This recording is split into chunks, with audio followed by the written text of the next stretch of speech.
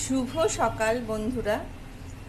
আজ রবিবার, happy Sunday. কিন্তু সানডেটা আমার মোটেই হ্যাপি নয়। আজকে কর্তামশাইয়ের একটু দরকারি অফিসের কাজে গেছে আর কি। যাই হোক, সকালবেলা তাকে ভাত, ডাল, মাছ ভাজা এইসব করে দিলাম। তো সকাল সকাল উঠে রান্না শুরু করে দিয়েছি। আজকে ডাল করেছি, ডালটা করাই আছে। এটা কি বলো তো, তোমরা কি খাও? এই দেখো, এটা হচ্ছে থোর।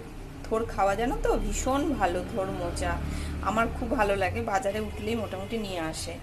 আর এটা হচ্ছে তোপসে মাছ। তোপসে মাছ এই নুন হলুদ দিয়ে রেখে দিয়েছি, সর্ষে ভিজিয়ে রেখেছি, সর্ষে পোস্ত দিয়ে করব। আর এই থোরটা এই পেঁয়াজ দিয়ে ভাজা করব। আর ডাল তো আছেই। ব্যাস, এই মেনু আজকে। যদিও বর বাড়ি নেই, সেই জন্য বিশেষ কিছু করছি না।